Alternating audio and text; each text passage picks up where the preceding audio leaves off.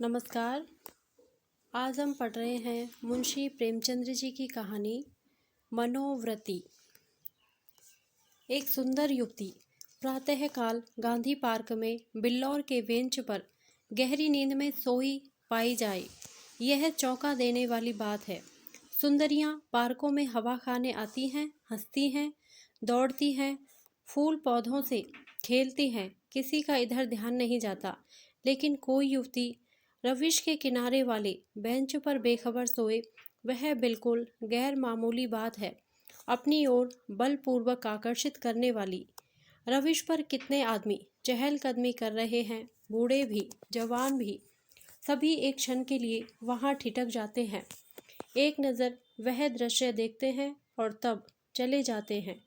युवक वृंद रहस्य भाव से मुस्काते हुए, वृद्धजन चिंता भाव से सिर हिलाते हुए और युवतियां लज्जा में आंखें नीची किए हुए।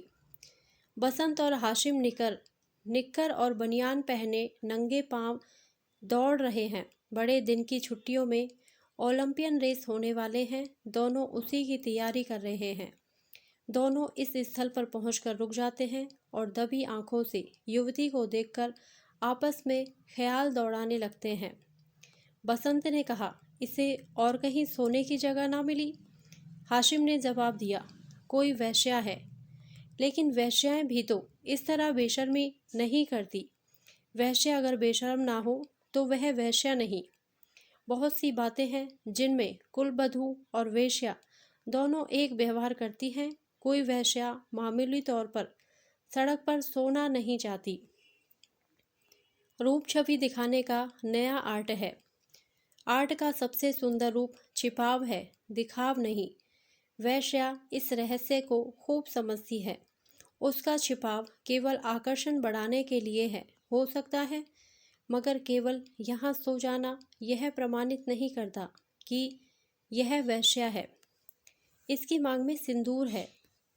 वेश्याएं अवसर पड़ने पर सौभाग्यवती बन जाती हैं। रात भर प्याले के दौर चले होंगे, काम क्रीड़ाएं हुई होंगी, अवसाद के कारण ठंडक पाकर सो गई होगी। मुझे तो कुलवधू सी लगती है। कुलवधू पार्क में सोने आएगी? हो सकता है घर से रूठ कर आई हो। चलकर पूछ ही क्यों ना लें। निरे अहमक हो, बगैर परिचय के आप किसी को जगा कैसे सकते हैं? अजी चलकर परिचय कर लेंगे, उल्टे और एहसास जताएंगे। और जो कहीं झिझक दे, झिझकने की कोई बात भी हो, उससे सौजन्य और सहृदयता में डूबी हुई बातें करेंगे। कोई युवती ऐसी गत यौवनाएं तक तो रस भरी बातें सुनकर फूल उठती है। यह तो नव यौवना है। मैंने रूप और यौवन का ऐसा सुंदर संयोग नहीं देखा था। मेरे हृदय पर तो यह रूप जीवन पर्यंत के लिए अंकित हो गया, शायद कभी ना भूल सकूं। मैं तो फिर भी यही कहता हूँ कि कोई वेश्या है। रूप की देवी वेश्या भी हो, उपास्य है। यहीं खड़े खड़े कवियों की सी बातें करोगे? जरा वहां तक चलते क्यों नहीं? केवल खड़े रहना, पाश तो मैं डालूंगा। कोई कुलवधू है।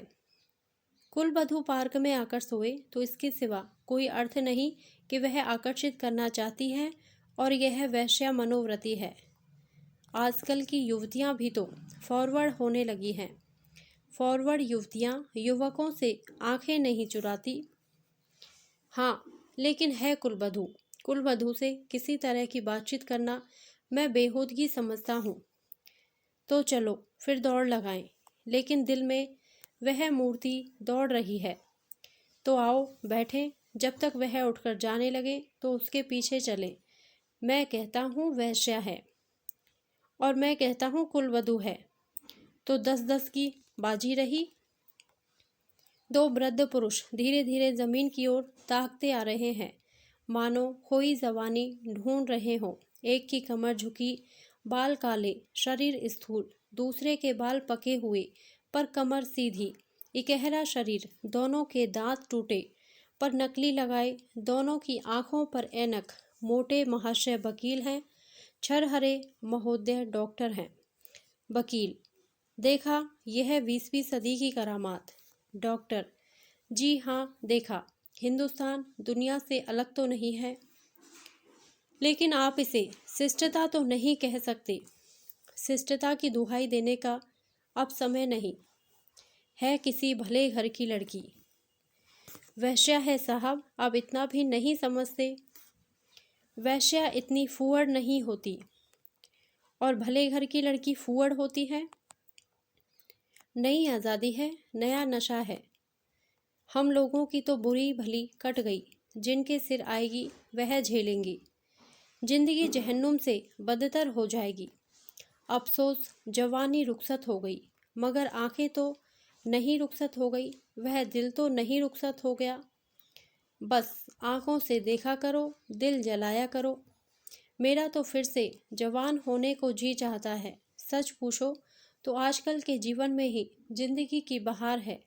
हमारे वक्तों में तो कहीं कोई सूरत ही नज़र नहीं आती थी। आज तो जिधर जो आओ हुस्न ही हुस्न के जलवे हैं। सुना, युवतियों को दुनिया में जिस चीज़ से सबसे ज़्यादा नफरत है वह बूढ़े मर्द हैं।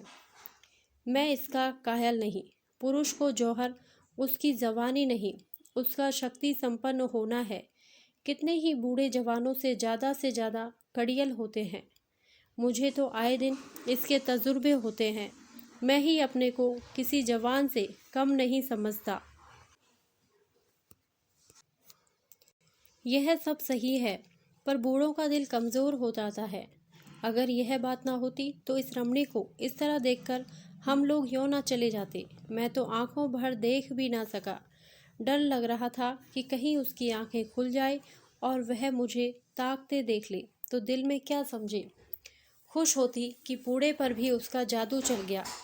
अजी रहने भी दो, आप कुछ दिनों आकोसा का सेवन कीजिए। चंद्रोदय खाकर देख चुका, सब लूटने की बातें हैं। मंकी ग्लैंड लगवा लीजिए ना।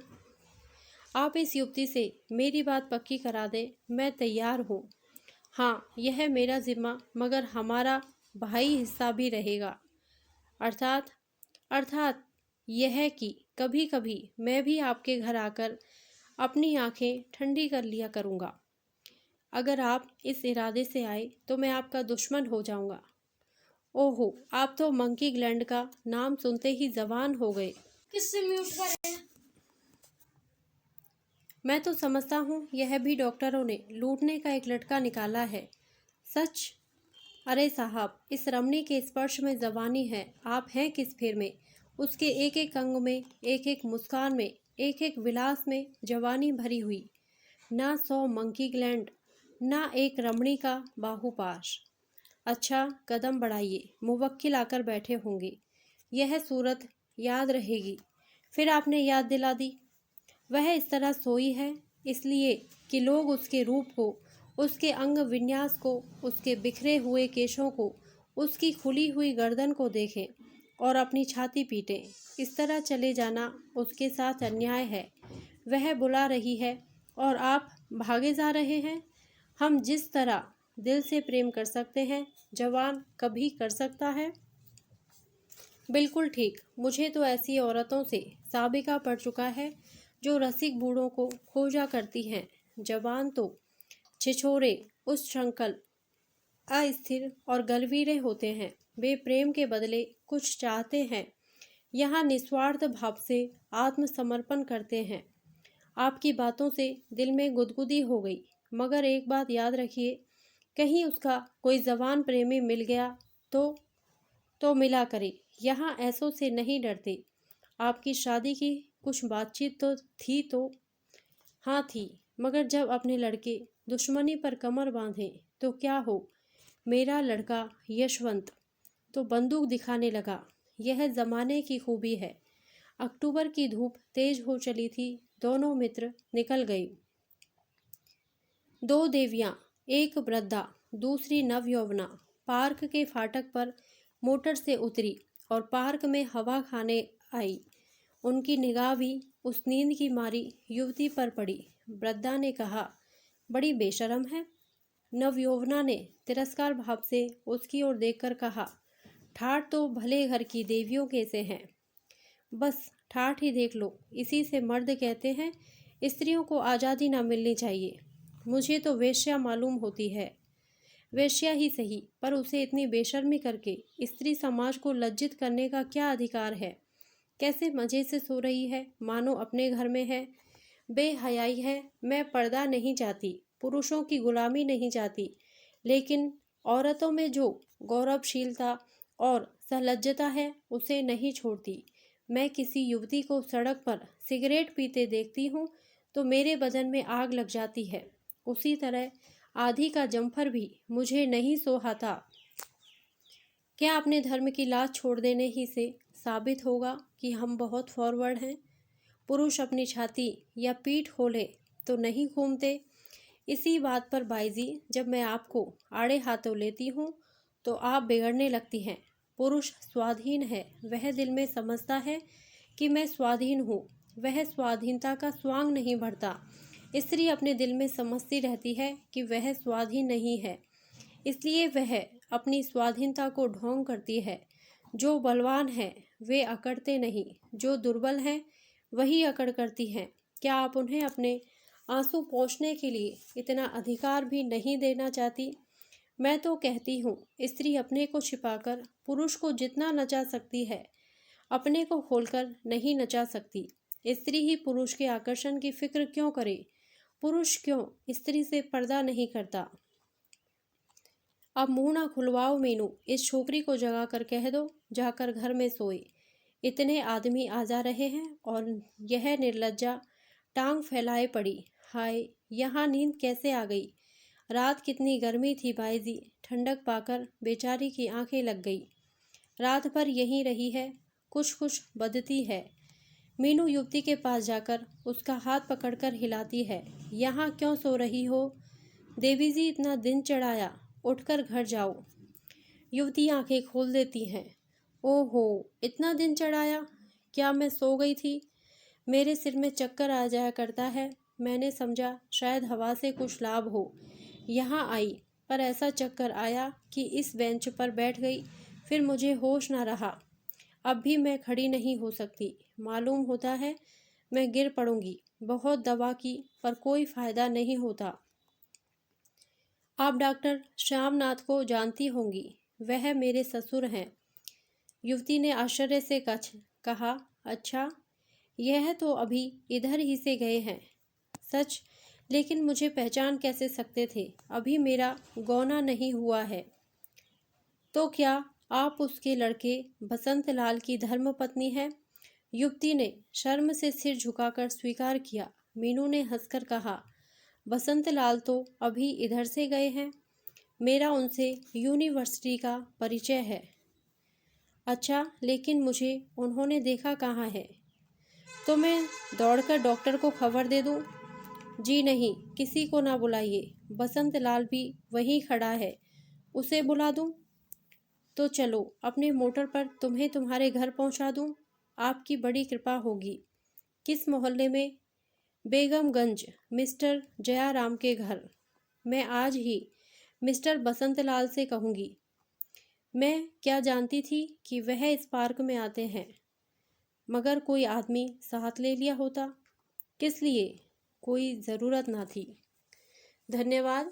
यदि आपको यह कहानी अच्छी लगी हो तो प्लीज़ मेरे वीडियो को लाइक करें, शेयर करें और मेरे चैनल को सब्सक्राइब करें। Thank you.